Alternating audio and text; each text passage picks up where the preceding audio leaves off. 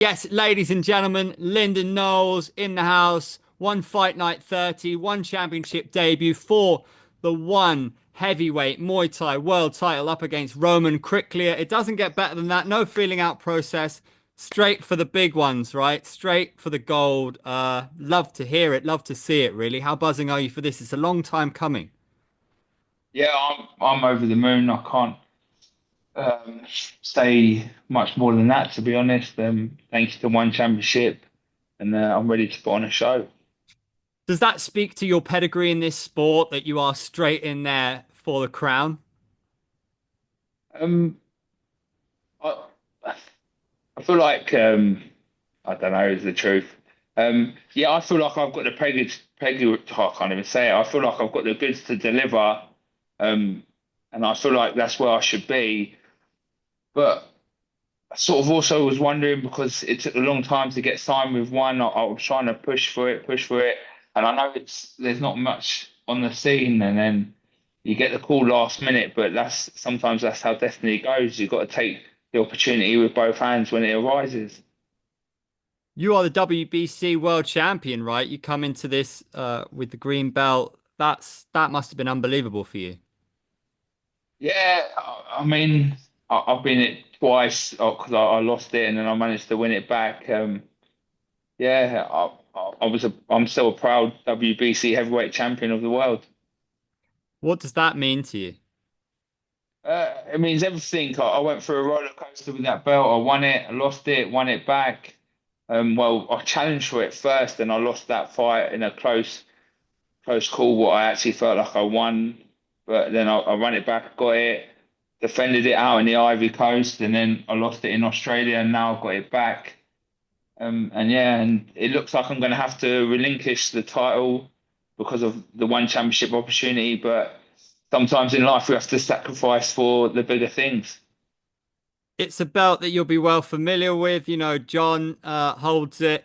Lovely, big, heavy gold belt. It's substantial. You know, you really feel like it's something special, right? So, in terms of your career, 38 years old, would this like be the a beautiful final chapter for you?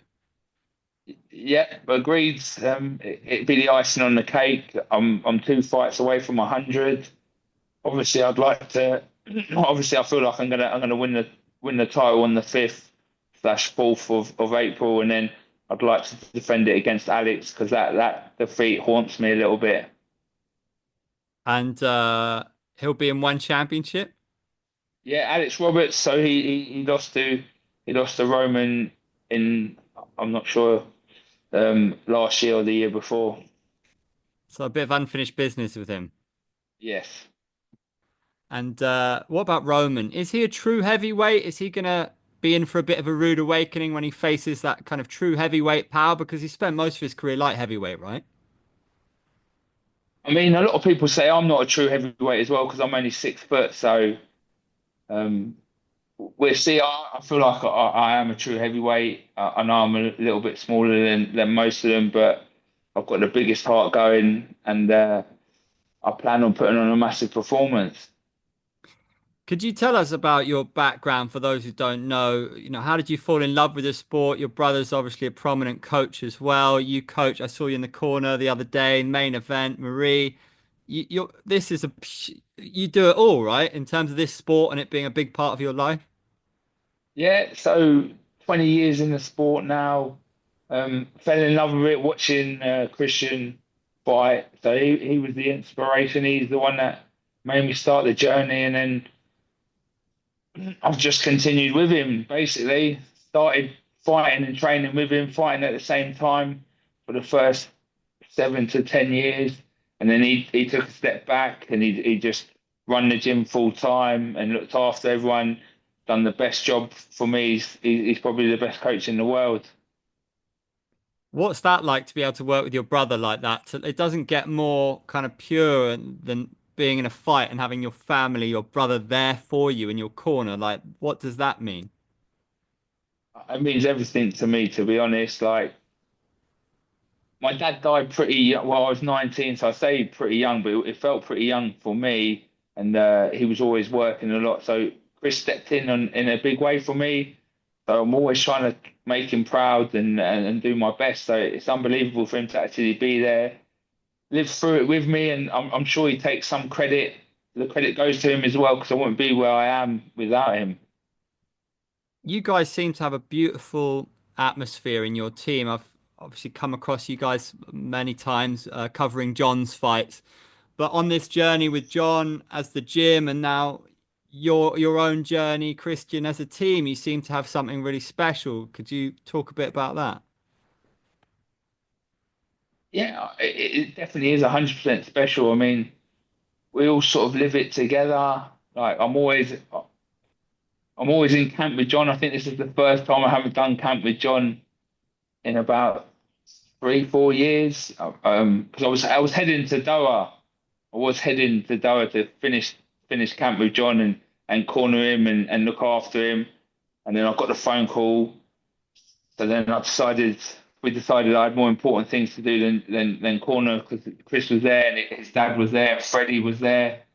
Um, but it was upsetting because I've always been there with John. I've been with him every camp, every fight since Rod Tang 2. And and yeah, I think we all just have fun with each other. We all got a good relationship. We all take the mickey out of each other. No one gets upset. So we just have a great time. So you're over there in Vegas. How's training? What are you up to? Who are you training with? So I'm out in Vegas because my brother is now Khalil Rountree's striking coach. So I've managed to crash the party. And to be fair, Khalil's been amazing. He said I can jump in. I'm now slash training partner for his fight on April the 26th. I could be wrong. Got my first sparring in with him today. That was really interesting. Little gloves, trying to kill me. What's a bit different to normal Thai boxing style sparring. What, he likes to spar hard?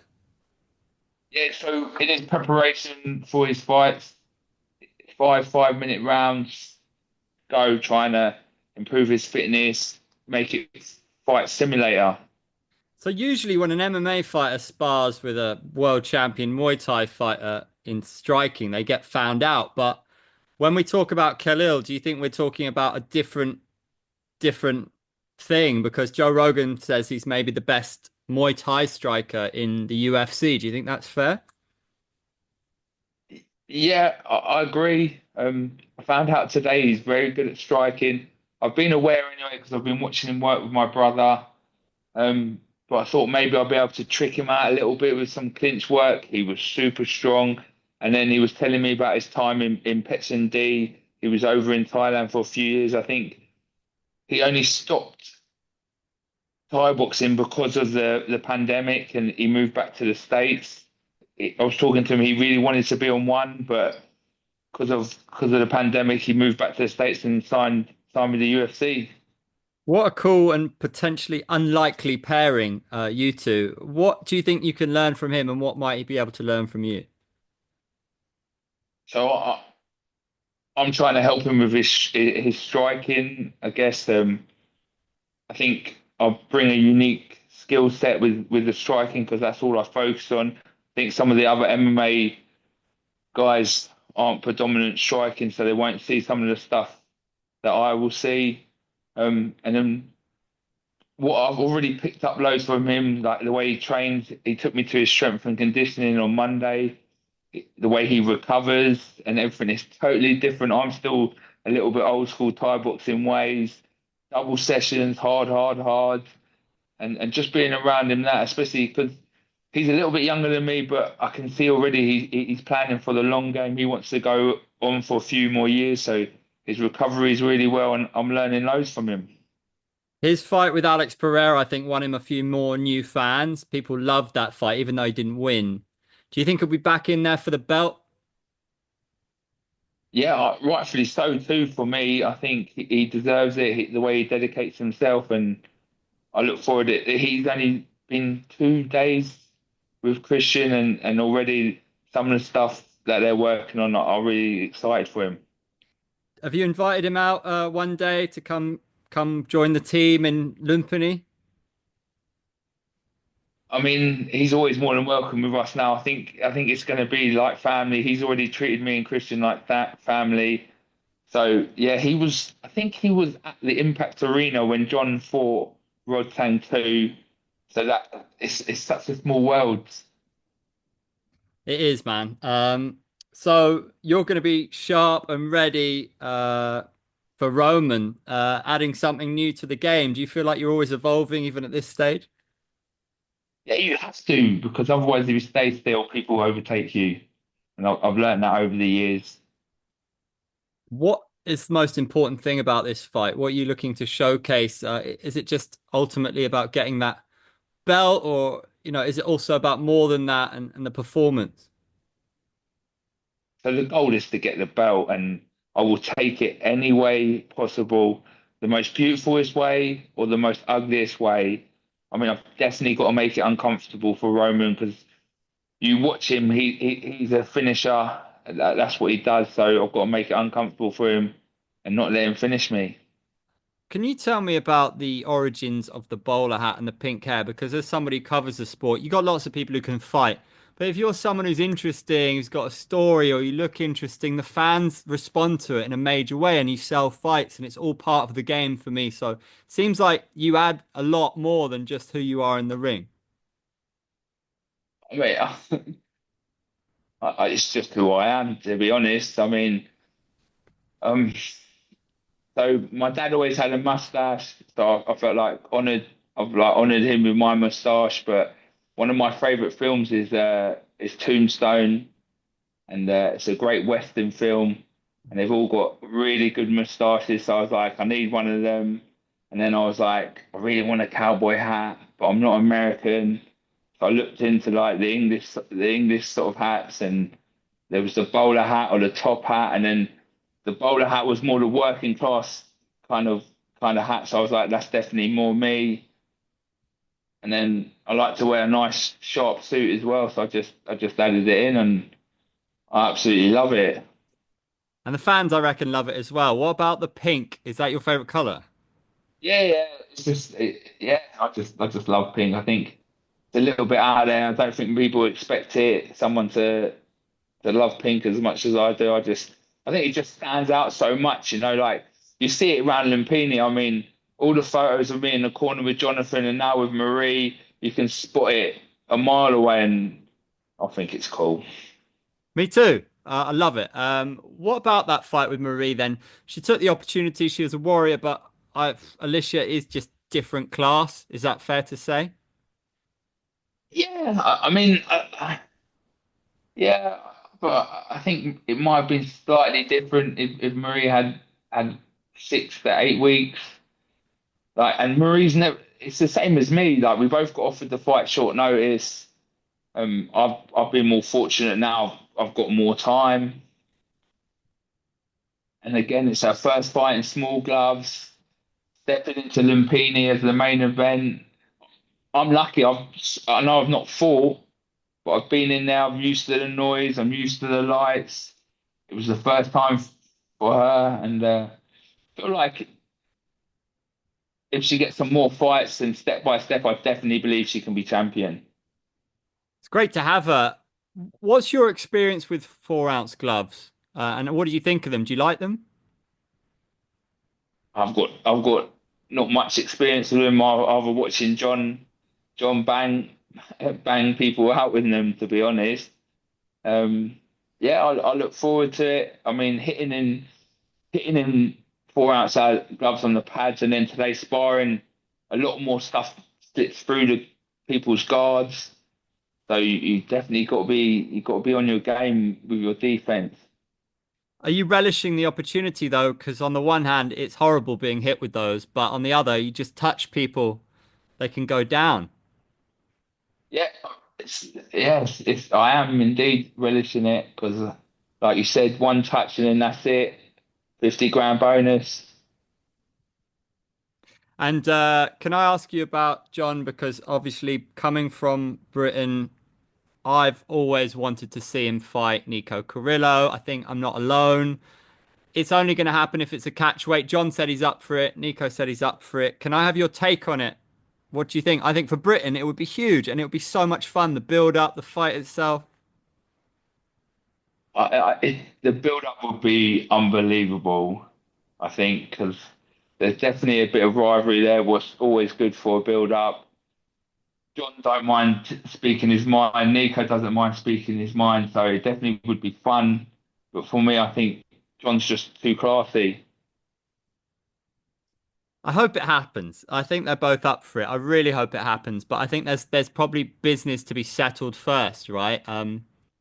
John's retained his kickboxing belt. He wants that Muay Thai belt next. What would you like to see him do next? Like for me, Denver was so like not unfortunate because Superlek, you see, he timed it well and deserved the win. But like John put in some graft, and I was there with him. I'd love to see that. I'd love to see that run again because I think John deserves it. I mean, I know he wants it back, so I'd like to see that fight. I'd like to see that next for John, the Superlek rematch. But then said, if not everything goes Superlek's way in Japan, then I'll be happy to watch him fight Nabil. Are any of you boys going to be in Tokyo? I don't think so. I think if John gets invited, I'm sure he'd be there. But I think for me and Chris, it'd be a bit too hard to travel If there. I'm John, I'm sat there cage side waiting. Do you know what I mean? Yeah, it wouldn't surprise me if that happen if that does happen. It wouldn't surprise me. Yeah. And does Superlek win or Nabil, do you reckon? I can the Bill's grown so much since the first fight. You can see it. He does. He's matured. He looks more of a man now. He looks more settled at bantamweight. So it'd be interesting, but if he can fight them demons, because once you've lost to someone, it's always hard because you're like, is it going to happen again? Well, it'd be the same for John if he has to fight Superlex again. So I think it'd be a cracking fight though this time. I think Superlex put it on him last time. I think Nabil knows that might happen again, and I'm pretty sure he's going to have an answer for it. I can't wait. It's going to be a banger. Yeah, So always, yeah, you can't miss a Superlek fight, and really you can't miss a Nabil fight. Both of them, no doubt, in John's future. So looking forward to that. And agreed. what a debut for you, Roman Kryklia. Can I just have a quick word on him as an opponent because he's been untouchable almost. What was it 6 fights in one, 6 wins? I think you just said it there. He has. He's been untouchable, hasn't he? So I've got it all to do, but that's what I'm trying to do. I'm going to grasp it with both hands, and I'm going to cause a massive upset. And for fans, some of them will just be meeting you, getting to know you for the first time. What are you looking forward to in terms of introducing everybody to who you are and what you're about in there in Lumpini? I mean, I can't wait because it does feel like home, and I do have people call at me like Jonathan, Jonathan, because I'm so associated it, and I look forward it to actually being Lyndon this time, and for myself. Not that it's a bad thing with John, but I'm really looking forward to it to actually be my turn and people saying my name. And can I just ask, as a heavyweight, I think it's different, right? But Alex Pereira, who we talked about earlier, I'm 37, I'm turning 38. He's about that age, probably the most popular star in the UFC. So for guys who are coming up and thinking, oh no, by my mid 30s, it's done. Like it's a bit inspirational seeing you fighting for a world title at 38 and still continuing to be the world champ in the WBC. So what are your thoughts on age in fighting, and is it different for heavyweights? I think the not having to cut weight helps you a little bit. Like it makes you feel a little bit not as miserable. You stay in love with the sport, I think, a little bit longer. But then I watch like Liam Harrison now. He's the same age, and now he's working with conditioned nutrition. He seems to be enjoying it and loving it again. He tried to retire. He's come back out of retirement. So I think as long as you love it and you feel like your body will do what your mind says, because sometimes that doesn't, your mind's saying do something, your body's like, no, no, no, or it takes too long. But as long as you feel like it's responding to you and you love the sport, why not keep going? Is there a misconception about athletes, maybe like male athletes that, you see footballers when they're about 33, people are like, oh, he's done in the Premier League, he should retire. But actually, I think there's a strength and a wisdom that I see in a lot of fighters in their mid late 30s where actually they really come into their own. Yeah, I agreed. I think the way the science is going and everyone's studying more, and if you can look after yourself, like for me anyway, why do you have to do what everyone else says? I mean, I'm a key person that doesn't. I've got a pink bowler hat. I've got the best moustache in the world. Like, why do we have to do what people say? Spot on. Is Tombstone the one with Val Kilmer? Yeah, Ah, I've been meaning to watch that. That's a classic. Lyndon, I could talk to you all day. I've absolutely loved this, man. Thank you so much. my Massive good pleasure. luck to you, and I look forward to seeing you in Bangkok. Thank you so much. Respect. You're the man. Cheers. Pick a move in the ring. You can hit